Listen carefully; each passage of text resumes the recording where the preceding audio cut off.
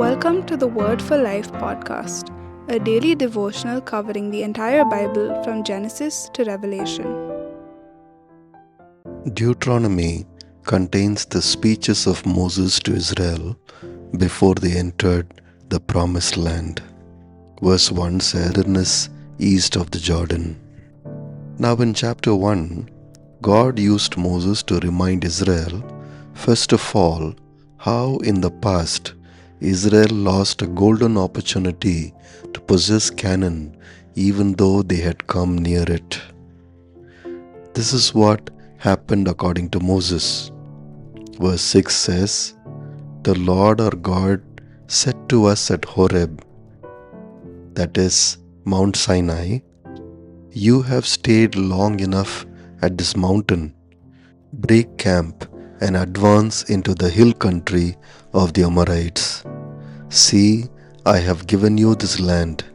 Go in and take possession of the land the Lord swore he would give to your fathers, to Abraham, Isaac, and Jacob, and to their descendants after them."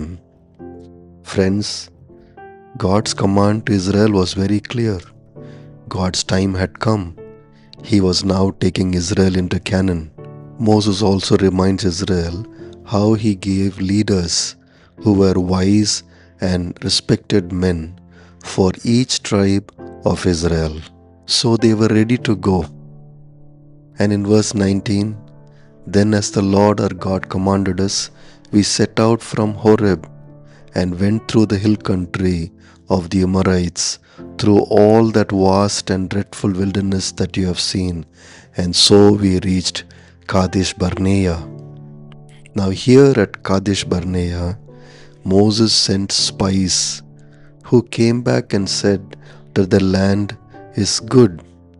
Verse 25 reads, "Taking with them some of the fruit of the land, they brought it down to us and reported, 'It is a good land that the Lord our God is giving us.'"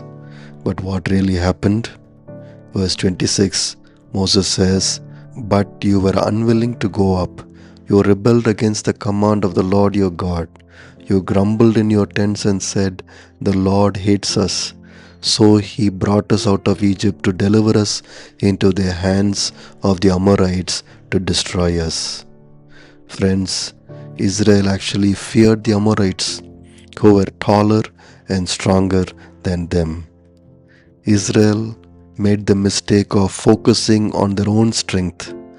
But Moses, even at that time, tried to make them focus on God's strength. As in verse 29 he says, "Then I said to you, do not be terrified, do not be afraid of them. The Lord your God who is going before you will fight for you, as he did for you in Egypt before your very eyes." But verse 32, Moses tells them, "In spite of this, you did not trust in the Lord your God, who went ahead of you on your journey in fire by night and in a cloud by day, to search out places for you to camp and to show you the way you should go." Dear friends, chapter 1 reminds us to trust the Lord in our own wilderness journey. We have challenges, difficulties, weaknesses, and oppositions in our own lives. Yet we need to remember that it is God who fights for us. We do not need to fight every battle. All that we need to do is keep pressing on towards the goal that Christ has placed before us. We need to serve Christ and keep doing the things that He wants us to do. God is the one who is leading us in spite of all our weaknesses and troubles. So instead of focusing on our shortcomings, we need to trust the Lord's strength and plan, and every day keep doing what we are supposed to do. Friends, the Israelites lost their opportunity because they were afraid to enter Canaan. And verse 34, Moses tells them, "When the Lord heard what you said, he was angry and solemnly swore, 'No one from this evil generation shall see the good land I swore to your ancestors.'" After they lost the opportunity, the Israelites came to Moses and said, verse 41, "We have sinned against the Lord. And then they promised to now go and fight as the Lord their God commanded them. But now the Lord had already told them that they are not going into Canaan.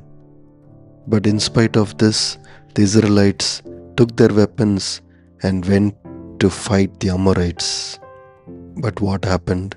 They lost the battle and they were defeated by the Amorites. Friends, this is a warning to believers. Delayed obedience is useless. Now is the time to do what the Lord wants us to do. Believers, trust the Lord's guidance and keep moving on. Thanks for listening. We'll see you tomorrow for the next episode of the Word for Life podcast.